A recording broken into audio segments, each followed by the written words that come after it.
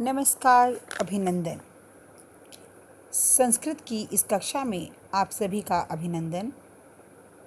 प्यारे बच्चों, आज हम व्याकरण पढ़ेंगे और व्याकरण के अंतर्गत शब्द रूप को समझेंगे। शब्द रूप के अंतर्गत सबसे पहले यह जानना आवश्यक है कि जो शब्द रूप हैं वो बनते कैसे हैं।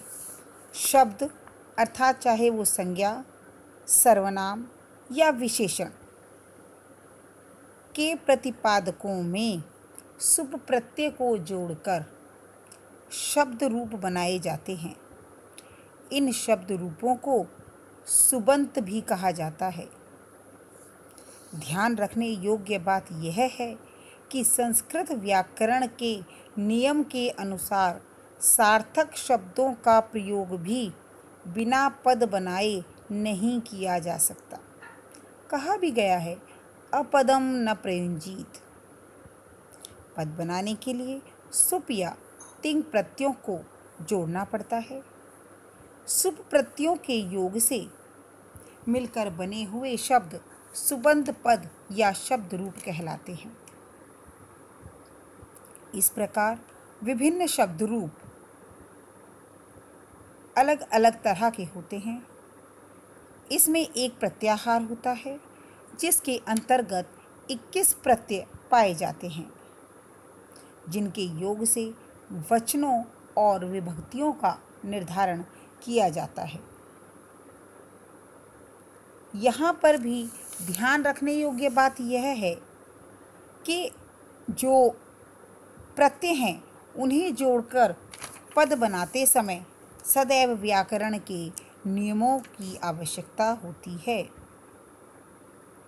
जैसे संबोधन के विषय में ह्रस्वांत, एकारांत, ओकारांत, अंग के पश्चात प्रथमा विभक्ति के एक वचन में सु का लोप हो जाता है। जैसे हे राम प्लस सु, तो सु का लोप हुआ तो ये बन गया हे राम। अब हम शब्द रूपों में विभिन्न प्रकार के शब्द रूप पढ़ते हैं, जैसे अकारांत, आकारांत, इकारांत, ईकारांत, उकारांत, ऊकारांत, ऋकारांत आदि। आज हम जो शब्द रूप पढ़ेंगे वह पढ़ेंगे ऋ और उकारांत। इन्हें पढ़ने का, इन्हें लिखने का एक तरीका होता है। उस तरीके को हम समझेंगे और उसी संदर्भ में उदाहरण के रूप में पितृ और उकारांत के अंतर्गत मधु शब्द रूप को समझेंगे। सर्वप्रथम ऋकारांत में पुल्लिंग शब्द हम पढ़ेंगे। शब्द रूपों में भी पुल्लिंग, स्त्रीलिंग और नपुंसकलिंग अलग अलग तरीके से लिखे जाते हैं। उनके अलग अलग व्याकरणिक नियम होते हैं। तो प्रारंभ करते हैं ऋकारांत पुल्लिंग शब्द के अंतर्गत पितृधातु रूप। पितृ शब्द पिता जिसका अर्थ है, इसके लिए एक विशेष तालिका हम बनाते हैं जिसमें एक पंक्ति में विभक्तियां लिखी जाती हैं, जैसा कि आपकी स्क्रीन पर आपको दिखाई दे रहा है। विभक्ति के अंतर्गत प्रथमा से संबोधन तक हम लिखते हैं। उसके पश्चात एक वचन, द्विवचन और बहुवचन। अब पितृ शब्द रूप पिता, पितरौ, पितरः, पितरम, पितरौ, पितरन्, आ औ अह। ठीक है, पिता, पितरौ, पितरः, पितरम, पितरौ, पितरन्। तृतीय विभक्ति तक विभक्तियां जो हैं वो वाक्य में कारक के अनुसार प्रयोग की जाती हैं। जैसे राम ने तो प्रथमा, मोहन को तो मोहन में द्वितीया, बस से, तो बस से अर्थात बस के साथ, तो तृतीया। जाने के लिए के अर्थ में चतुर्थी। इस प्रकार विभिन्न विभक्तियों का प्रयोग हम कर्ता के अनुसार करते हैं। कर्ता ने कर्म को कर्ण से संप्रदान के लिए अपादान से अलग होना, संबंध का के की अधिकरण में और पर। तो हम पिता शब्द रूप को भी इसी प्रकार समझेंगे। पिता पितरौ पित्रः, पित्रम पितरौ पित्रन्, पित्रा पितृभ्यां पितृभिः, पित्रे पितृभ्यां पितृभ्य, पितुः पितृभ्यां पितृभ्य। यहाँ ध्यान देने योग्य बात यह है कि देखिए, तृतीया विभक्ति में, चतुर्थी में और पंचमी में द्विवचन बिल्कुल एक जैसा है। प्रथमा और द्वितीया में द्विवचन एक जैसा है। प्रथमा और द्वितीया में द्विवचन एक जैसा है। तृतीया से पंचमी तक भी द्विवचन एक जैसा है। और उसके बाद षष्ठी और सप्तमी का द्विवचन एक जैसा है। लेकिन एक वचन में सभी शब्द अलग अलग हैं। केवल पंचमी और षष्ठी एक जैसे हैं। बहुवचन के अंतर्गत केवल पंचमी और चतुर्थी एक जैसे हैं। इन बातों को ध्यान में रखते हुए हमारे लिए शब्द रूप याद करने आसान हो जाते हैं। दोबारा समझेंगे।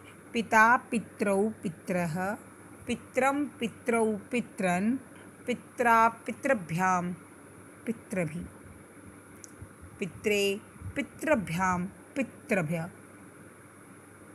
पितुः पितृभ्यां पितृभ्य, पितुः पितरौ पितॄणां, पितरी पितरौ पितृषु, हे पितः हे पितरौ हे पितरः। ध्यान देने योग्य बात यह है कि हम जितना अधिक शुद्ध उच्चारण करेंगे और जितनी बार इन्हें बोलने का प्रयत्न करेंगे उतना ही अच्छे से हम लिख पाएंगे। पिता पितरौ पित्रः, पित्रम पितरौ पित्रन्, पित्रा पितृभ्यां पितृभिः, पित्रे पितृभ्यां पितृभ्य, पितुः पितृभ्यां पितृभ्य, पितुः पितरौ पितॄणां, पितरी पितरौ पितृषु। संबोधन। हे पितः हे पितरौ हे पितरः। अब इसी श्रृंखला में आगे बढ़ते हुए हम जानेंगे मधु शब्द रूप को। मधु शब्द रूप उकारांत है और इसमें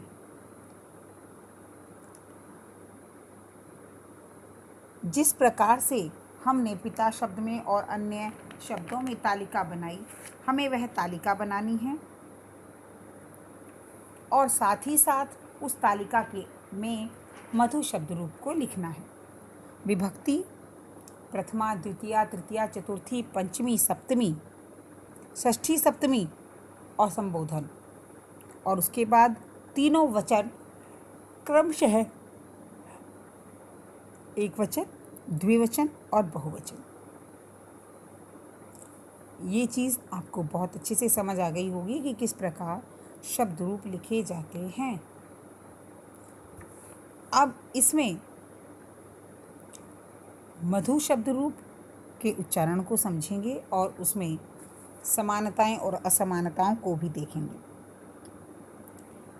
मधु मधुनी मधुनी, मधु मधुनी मधुनी, मधु मधुनी मधुनी, मधु मधुनी मधुनी, अर्थात प्रथमा और द्वितीया दोनों विभक्ति एक जैसी हैं। मधुना मधुभ्यां मधुभिः, मधुना मधुभ्यां मधुभिः, मधुने मधुभ्यां मधुभ्यः, मधुने मधुभ्याम मधुभ्यः। अब यहाँ भी आपने देखा कि तृतीया और चतुर्थी का द्विवचन एक जैसा है। दोबारा सुनते हैं चतुर्थी। मधुने मधुभ्याम मधुभ्यः, मधुनः मधुभ्याम मधुभ्यः।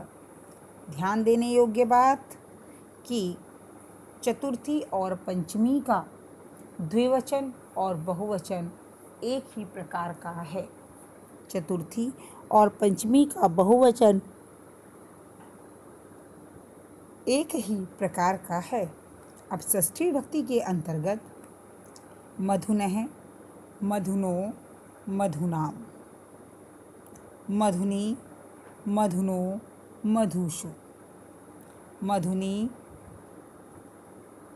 मधुनो मधुषु।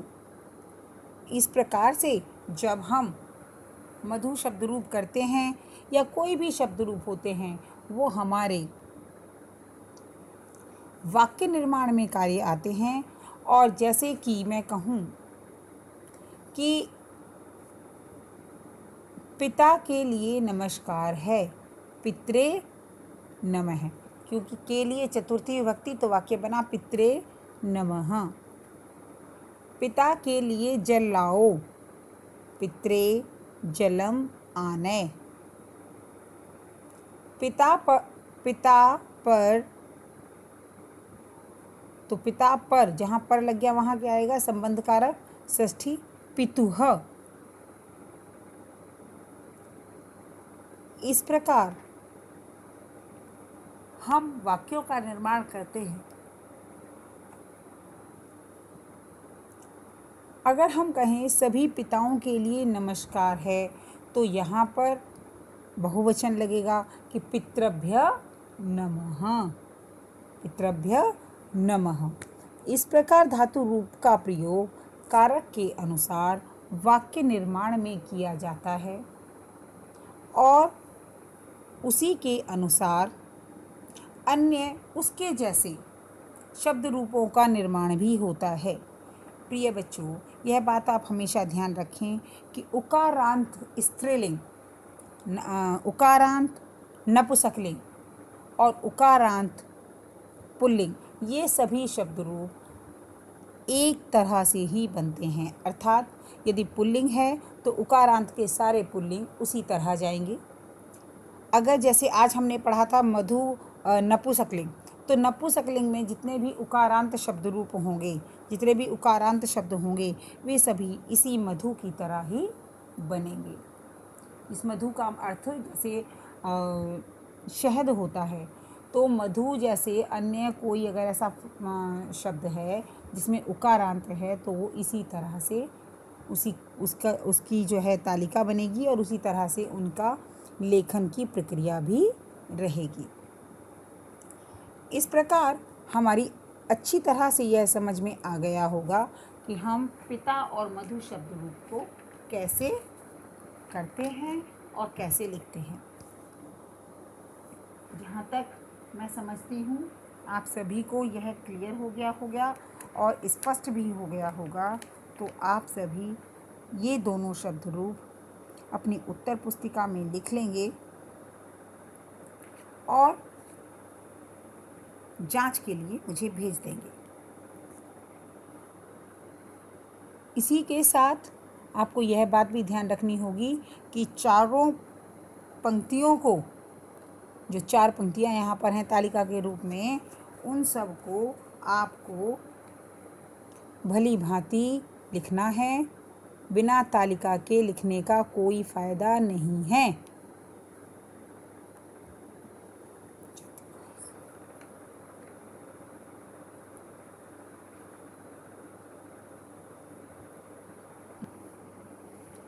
इसी प्रकार इस श्रृंखला में तत् नपुंसकलिंग और किम पुल्लिंग भी हमारे पाठ्यक्रम के अंतर्गत आते हैं, तो उन्हें भी हम अभी समझेंगे और साथ साथ ही अपनी उत्तर पुस्तिका में लिखेंगे।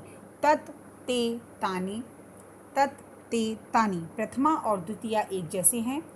तेन ताभ्याम तय, तस्मै ताभ्याम तेभ्य, तस्मात् ताभ्यां तेभ्य तस्य तयोः तेषां तस्मिन् तयोः तेषु।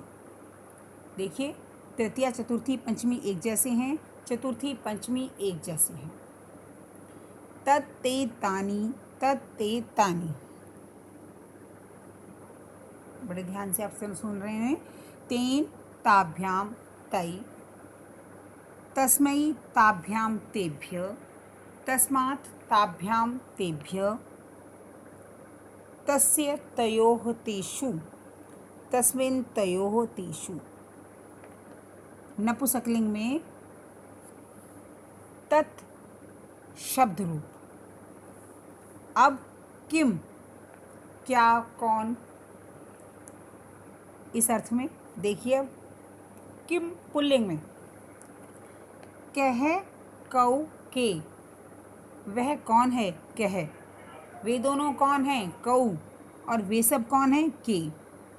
इस प्रकार से वाक्य निर्माण में हम इनका प्रयोग करते हैं कि कह एक वचन, कौन है, वे दोनों कौन हैं, वे सब कौन हैं।